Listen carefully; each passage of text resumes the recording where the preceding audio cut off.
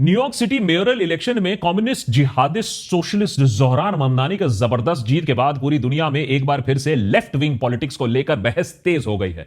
Elon Musk जैसे पूंजीपतियों ने न्यूयॉर्क के डाउनफॉल का ऐलान कर दिया है। डोनाल्ड ट्रंप ने धमकी दी है कि न्यूयॉर्क का फंडिंग फेडरल सरकार रोक देगी अगर ममदानी तमीज से ना रहा तो।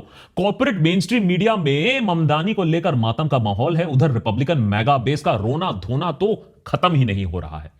अब आम इंसान यह सोच रहा है कि दुनिया के सबसे बड़े कैपिटलिस्ट शहर में, जहां दुनिया के सबसे ज्यादा बिलियनेयर्स रहते हैं, जहां बिजनेस एंटरप्राइज को सेलिब्रेट किया जाता है, वहां एक डेमोक्रेटिक सोशलिस्ट मेयर कैसे बन रहा है? यह कोई आम बात नहीं है। I am a democratic socialist, and most damning of all, I refuse to apologize for any of this. इसी हफ्ते न्यूयॉर्क से कोसों मील दूर नई दिल्ली के जवाहरलाल नेहरू यूनिवर्सिटी में भी एक चुनाव का परिणाम आया।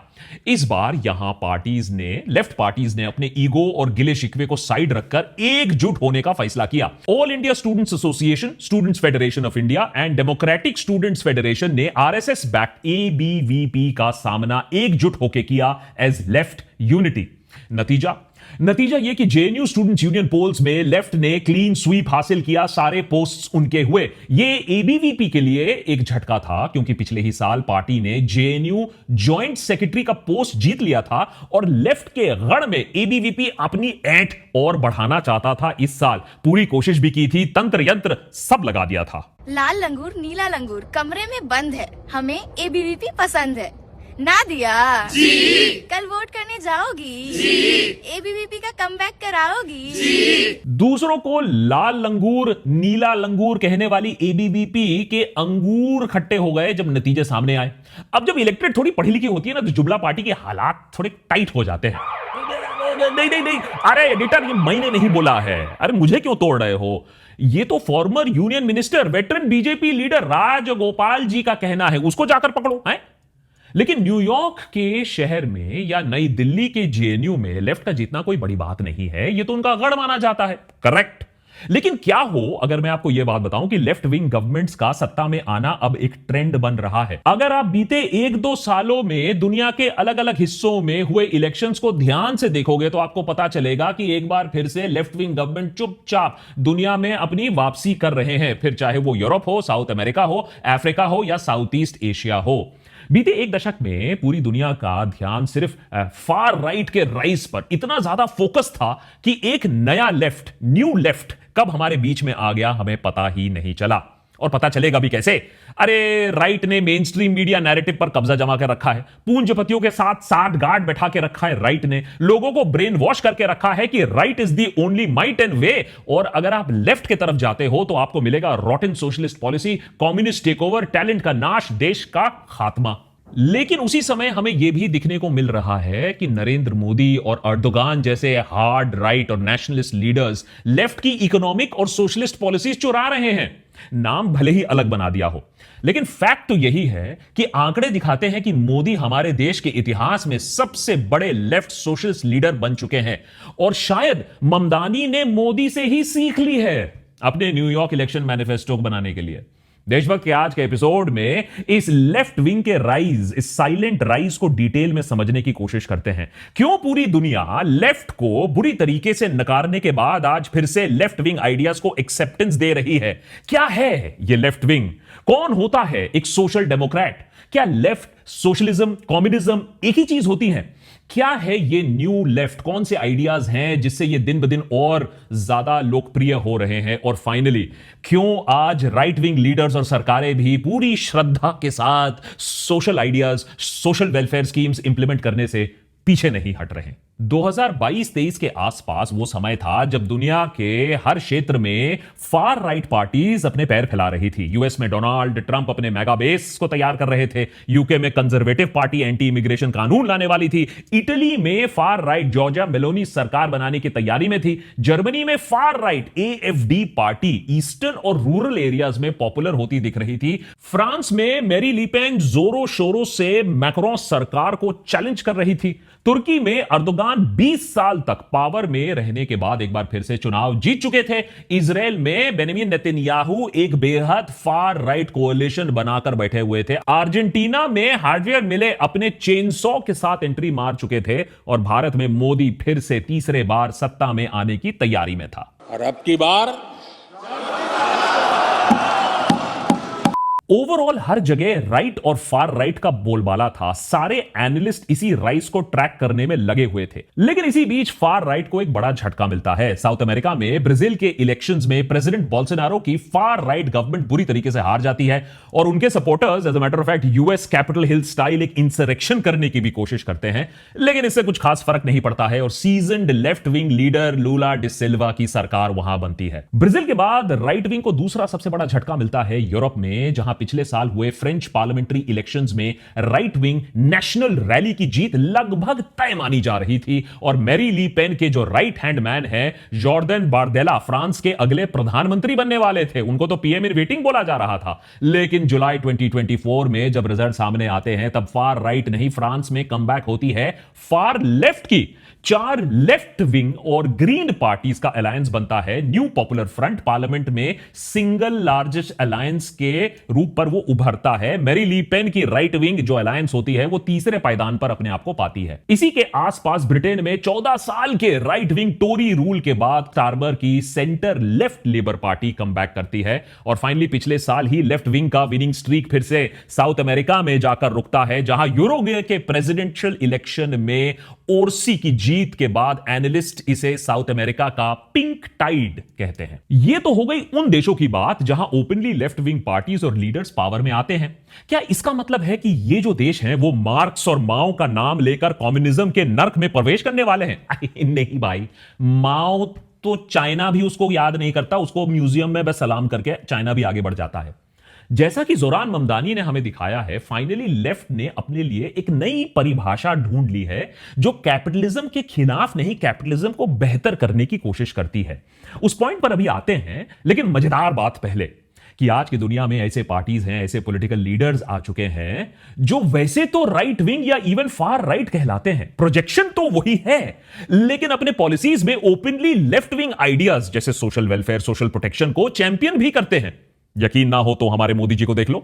बीजेपी सरकार वैसे तो हर एंगल से राइट विंग नेशनलिस्ट सरकार है, लेकिन जितना पैसा, जितना फ्रीबीज, जितनी रेवड़ी, जितना सोशल प्रोटेक्शन स्कीम इस सरकार ने लोगों के बीच में बांटा है, उतना तो नेहरू और इंदिरा गांधी जैसे ओपनली सोशलिस्ट नेताओं ने नहीं किया है। प्रधानमंत्री गरीब कल्याण योजना, 80 करोड़ गरीब लोगों को फ्री राशन पानी देना, प्रधानमंत्री जनधन योजना फाइनेंशियल इंक्लूजन के लिए, आयुष्मान भारत दुनिया का सबसे बड़ा हेल्थ एश्योरेंस स्कीम, प्रधानमंत्री Awas Yojana housing for all, प्रधानमंत्री किसान सम्मान निधि किसानों के लिए डायरेक्ट इनकम सपोर्ट, और ऐसे और कई और स्कीम्स हैं लोगों को सोशल सिक्योरिटी अम्ब्रेला देने के लिए, जिससे affordable pension, life insurance, accident insurance cover, ये सब मिले। इस पर हमने एक डिटेल्ड एपिसोड भी बनाकर रखा है कि कैसे आज नरेंद्र मोदी भारत के ग्रेटेस्ट एवर सोशलिस्ट लीडर बन चुके हैं। टाइम मिले तो जरूर देखिएगा। और मोदी ही नहीं, इस लिस्ट में कई और लीडर हैं। तुर्की के अर्दोगान को देख लीजिए, उनकी सरकार ऑलमोस्ट इसी फैशन में काम करती है, जहां अर्दोगान का pro Islamist focus, nationalist narrative, personality politics जो है एक तरफ से प्योर टेक्स्ट बुक केस है राइट विंग पॉलिटिक्स का। लेकिन उसी सरकार की अगर आप सोशल वेलफेयर पॉलिसीज पर नजर डालें तो वो एक सोशलिस्ट ढांचे में आपको मिलेंगे। 18 मिलियन लोगों का सोशल असिस्टेंस देना, 10 मिलियन लोगों के लिए हेल्थ इंश्योरेंस कवर देना, लगभग 3 लाख बच्चों को सोशल और इकोनॉमिक एड पहुंचाना, ये सारी चीजें इसमें शामिल हैं। इसके बाद यूरोप के नॉर्डिक कंट्रीज का नाम हम कैसे भला भूल सकते हैं इस डिस्कशन में। फिनलैंड है, नॉर्वे है, डेनमार्क है, स्वीडन जैसे देश लगभग हर ह्यूमन इंडेक्स में टॉप में आपको मिलेंगे। इसलिए नहीं क्योंकि ये कंट्रीज कम्युनिस्ट है, सोशलिस्ट है, बल्कि इसलिए क्योंकि यहां फ्री मार्केट और एक कैपिटलिस्ट इकोनॉमी एग्जिस्ट करती है, लेकिन फिर भी यहां लोगों का सोशल सिक्योरिटी, उनके वेलफेयर कवरेज दुनिया में सबसे एफिशिएंट माना जाता है। स्वीडन के केस में जहां फिलहाल एक राइट विंग कोalition सरकार तो चल रही है, लेकिन वहां भी सरकार लगातार आम लोगों के टैक्स को कम करने की कोशिश कर रही है। और दुनिया के ज्यादातर हिस्सों में यही आपको ट्रेंड अब क्लियरली दिखने को मिलेगा। बस हाँ, ओपन माइंड, ओपन आईज चाहिए। या तो सीधा सीधा लेफ्ट विंग सरकार पावर में आ रही है और उनके लीडर्स को वोट मिल रहे हैं, या फिर फार राइट विंग गवर्नमेंट्स भी है, खुद को सोशलिस्ट और वेलफेयर पॉलिसीज में ढाल रहे हैं। अपनी कुर्सी बचाने के लिए सही, लेकिन काम ये कर रहे हैं लेफ्ट का। पर सवाल उठता है कि यह करने की जरूरत क्यों आन पड़ी। इससे पहले कि हम राइट वर्सेस लेफ्ट के डिबेट में घुसे और पता लगाएं कि न्यू लेफ्ट की विचारधारा क्यों लोकप्रिय हो रही है, थोड़ा राइट और लेफ्ट का बैकग्राउंड समझ लेते हैं, क्योंकि लोग इसकी परिभाषा समझे बिना ही एक दूसरे से भिड़ जाते हैं, फिर घंटों लड़ाई होती है। लेफ्ट विंग और राइट विंग पॉलिटिक्स की कहानी दरअसल 250 साल पहले शुरू होती है फ्रांस में। 1789 फ्रेंच रेवोल्यूशन की हवाएं तेज चल रही थी, आग की लपटें थी। तब फ्रांस के पार्लियामेंट में जो लोग जिनकी विचारधारा थी कि मोनार्की को सपोर्ट करना है, वो नेशनल असेंबली के जो स्पीकर हैं उनके राइट साइड पर जाकर बैठ जाते हैं, और जो लोग चेंज चाहते थे यानी इक्वल राइट्स और फ्रेटर्निटी, ये सारी जो चेंज चाहते थे वो लेफ्ट साइड पर जाकर बैठ जाते हैं। तब से ही पॉलिटिक्स में राइट का मतलब हो गया है ट्रेडिशन, अथॉरिटी, और लेफ्ट का मतलब हो गया है इक्वालिटी और चेंज को सपोर्ट करना। अब पॉलिटिकल परिभाषा में बोले तो राइट विंगर्स का यूजुअली मानना होता है कि सोसाइटी को चलाने के लिए डिसिप्लिन चाहिए, अनुशासन, रिलीजन, ट्रेडिशनल वैल्यूज, ये बहुत जरूरी होते हैं। उनके हिसाब से सारे लोग एक जैसे नहीं होते हैं। जो ज्यादा मेहनत करता है, जो ज्यादा शातिर है, उसको ज्यादा पैसे मिलने चाहिए, उसको ज्यादा अपॉर्चुनिटी मिलनी चाहिए। वो चाहते हैं कि लोगों की आम जिंदगी में गवर्नमेंट ज्यादा इंटरफेयर ना करे, लोग अपनी मनमर्जी से अपना बिजनेस चलाएं, अपनी लाइफ को लीड करें, अपना फ्रीडम वो वैल्यू करें। राइट विंग पॉलिटिक्स में नेशनलिज्म, प्राइवेट प्रॉपर्टी, इंडस्ट्री को बहुत ज्यादा इंपॉर्टेंस दिया जाता है। दूसरी तरफ बात करें अगर लेफ्ट विंग की, उनका मानना है कि हर इंसान को इक्वल अपॉर्चुनिटी मिलनी चाहिए। उनका कहना है कि अगर आप सब कुछ मार्केट फोर्सेस पर छोड़ दोगे तो अमीर और अमीर होता रहेगा, गरीब और गरीब होता रहेगा। इसीलिए सरकार को इन दो क्लासेस के बीच में एक न्यूट्रल आर्बिट्रर की तरह काम करना होगा, जिससे सोसाइटी के जो कमजोर लोग हैं, जो वनरेबल पॉपुलेशन है, उनको मदद आ पाए। कैसे? Free education, affordable health care और बाकी वेलफेयर स्कीम्स के जरिए। अब ये लेफ्ट और राइट विचारधारा का इकोनॉमी से, अर्थव्यवस्था से गहरा संबंध है। आज दुनिया कैपिटलिज्म के बूते पर चलती है। चाइना जैसा कम्युनिस्ट देश भी कैपिटलिज्म के दम पर ही अमेरिका को आज चुनौती दे पा रहा है। प्योर कैपिटलिज्म एक ऐसा सिस्टम होता है जहां मार्केट सिर्फ और सिर्फ मार्केट डिसाइड करता है कि क्या बनना है, कितना बनना है, कितने दाम पर बनना है, कितने पैसे मिलने वाले हैं आपको या मुझे। यहां प्रॉफिट सबसे इंपॉर्टेंट फैक्टर होता है। इंसान की इज्जत सिर्फ उसके काम करने की क्षमता पर निर्भर करती है। कैपिटलिज्म की वजह से दुनिया में इकोनॉमिक ग्रोथ, इंडस्ट्रियलाइजेशन जैसी चीजें आ पाई हैं।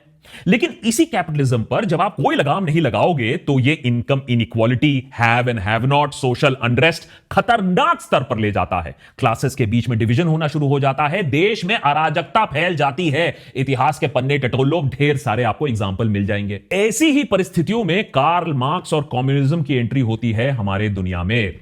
कैपिटलिज्म से ठीक विपरीत कम्युनिज्म चाहता है कि आम लोग या वर्कर्स वही मींस ऑफ प्रोडक्शन को कंट्रोल करे। लोगों को जितनी उनकी नीड्स हैं उसके अकॉर्डिंग ही रिसोर्सेज मिले, और हर हाल में कॉन्सेंट्रेशन ऑफ वेल्थ, माने पूंजीपति बनना तो इंपॉसिबल है। सोसाइटी में इकोनॉमिक इक्वालिटी रहे, सारे लोग मिल बांट कर रहे, खुश रहे। लेकिन आइडिया सुनने में अच्छा लगता है। इन प्रैक्टिस कम्युनिज्म अपने आप में एक फेल्ड आइडिया साबित होता है। कार्ल मार्क्स वाला ट्रू कम्युनिज्म तो कभी आ ही नहीं पाता है, और कम्युनिज्म का जो भी imperfect version Soviet Russia, north Korea, Cuba जैसे देशों में इंप्लीमेंट होता है, वो उन देशों को ज्यादा बर्बादी की तरफ ही ले जाता है। आज सोशलिस्ट और लेफ्ट को जो मानते हैं उनको बदनाम करने के लिए, डिस्क्रेडिट करने के लिए उन्हें कम्युनिस्ट कहा जाता है, जैसे कि जोरान ममदानी के साथ हुआ। जबकि कम्युनिस्ट कब का मर चुका है और उसकी वापसी कोई नहीं चाहता है। लेकिन जब शीत युद्ध के समय यूएसएसआर कम्युनिस्ट आइडियाज दुनिया भर में फैलाने की कोशिश कर रहा था, तब कैपिटलिज्म को एक चुनौती मिलती है, और इसी चुनौती से एक फायदा होता है पूरी दुनिया का। होता यह है कि अमेरिका और ब्रिटेन जैसे हार्डकोर कैपिटलिस्ट सोसाइटी भी इनकम इनइक्वालिटी, वर्कर्स का फ्रस्ट्रेशन, हेल्थ केयर, एजुकेशन के बारे में सोचते हैं। बातचीत शुरू होती है कि कैसे और लोगों को इक्वल किया जाए, कैपिटलिज्म के जो बेनिफिट हैं और लोगों तक कैसे पहुंचे।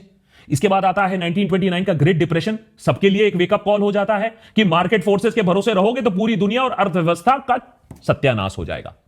अगर कम्युनिज्म एक रेडिकल और वायलेंट आइडिया था जो फाइनली लोगों को गरीबी की ओर ही ढकेल रहा था, तो दूसरी तरफ कैपिटलिज्म भी एक बेहद अनइक्वल, अनप्रिडिक्टेबल सिस्टम है। मार्केट्स पर अंधा भरोसा करोगे तो आप रातों रात सड़क पर आ सकते हो।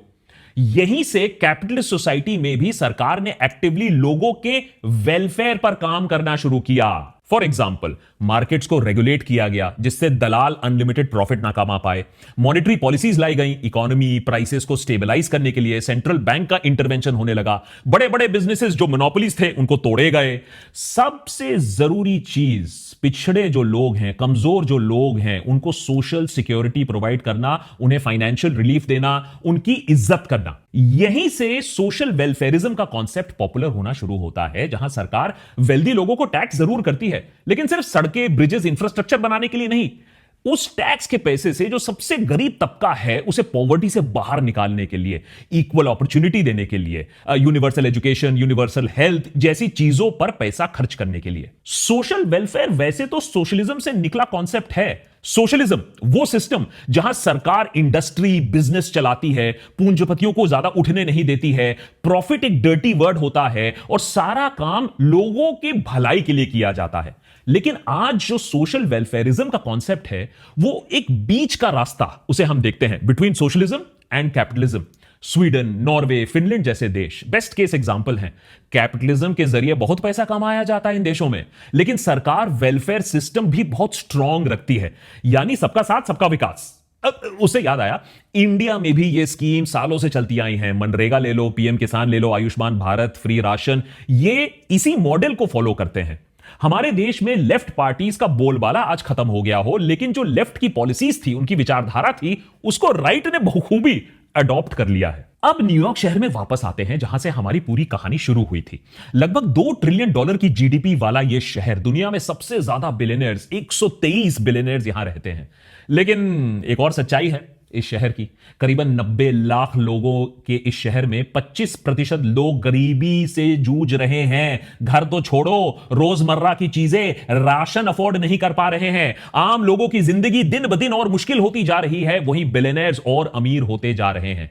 अमेरिका में आज 916 लोगों के पास $8 ट्रिलियन की संपत्ति अब उनके पास जमा हो चुकी है। अब ज्यादातर लोगों को एक्सेप्टेबल लगता है, लेकिन $7 के मिनिमम वेज बढ़ाने की बात कर दो तो अमेरिका खतरे में आ जाता है, पूरी कैपिटलिस्ट इकोनॉमी चरमराने लगती है। इसी हिपोक्रेसी को समझा जोरान ममदानी ने और कुछ सोशलिस्ट सॉल्यूशंस वो सामने लाए। यूनिवर्सल चाइल्ड केयर, फ्री बस राइड्स, राशन की दुकान जो सरकार चलाएगी। अब ये कोई रेवोल्यूशनरी आइडिया नहीं है, भारत में ये सारे स्कीम सालों से चलते आए हैं। साथ ही साथ ममदानी का रेंट फ्रीज आइडिया, जिससे आम लोगों का फाइनेंशियल स्ट्रेस थोड़ा कम होगा, लैंडलॉर्ड फिरौती ना कर पाएंगे। न्यूयॉर्क शहर के लोगों को यह आइडिया पसंद आया, इसीलिए उन्होंने सीजन्ड पॉलिटिशियंस को छोड़ 34 साल के एक नौजवान आउटसाइडर, कह लीजिए नौसिखिए, को मेयर अपना बना दिया। न्यूयॉर्क सिटी में जो हुआ वो पूरी दुनिया में आज लेफ्ट और लेफ्ट पॉलिसीज के राइज के पीछे वही कारण है। इनकम इनइक्वालिटी बढ़ रहा है, लोग नाखुश हैं। ग्लोबल मार्केट्स की अनसर्टेनिटीज बढ़ रही हैं, लोग डरे हुए हैं। आज दुनिया का रिचेस्ट 1% दुनिया के आधी से ज्यादा संपत्ति पर बैठकर डसकर बैठा हुआ है। वेल्थ कॉन्सेंट्रेशन आज इतिहास में सबसे ज्यादा लेवल तक पहुंच चुका है और उसके ऊपर नेता टाइप लोग अमीरों की रखवाली में लगे हुए हैं, उन्हीं के पीछे दुम हिला रहे हैं। और मिडिल क्लास का क्या कहना, पूरी दुनिया में कॉस्ट ऑफ लिविंग सबसे बुरे हाल में है और मिडिल क्लास जूझ रहा है, ले ऑफ से जूझ रहा है, सैलरीज नहीं बढ़ रही हैं और महंगाई, इन्फ्लेशन बढ़ती जा रही है। यूएस हो, यूरोप हो, इंडिया हो, कहानी वही की वही है। उसके ऊपर मिडिल क्लास कर्जे में चुपचाप डूब रहा है। इंडिया एक डेड बॉम्ब के ऊपर बैठा हुआ है जो कभी भी फट सकता है, हमारी इकोनॉमी को बुरी तरीके से डैमेज कर सकता है। ऐसे में सरकारें लेफ्ट हो या राइट हो, बिना लोगों की इकोनॉमिक कंसर्न्स को एड्रेस किए वो चल ही नहीं सकती हैं।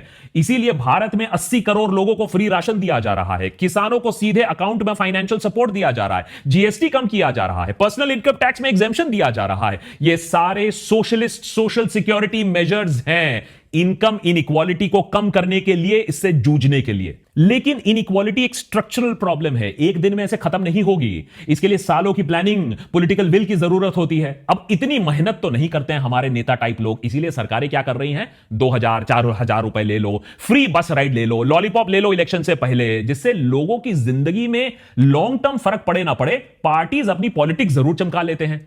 लेकिन आज नहीं तो कल लोग यह भी रियलाइज कर लेंगे कि यह वेलफेयर नहीं हो रही है। आप फ्री बिजली पानी दे रहे हो, फ्री बस दे रहे हो सिर्फ इलेक्शन जीतने के लिए, उसके बाद का जो प्लान है वो सरकारों के पास है नहीं।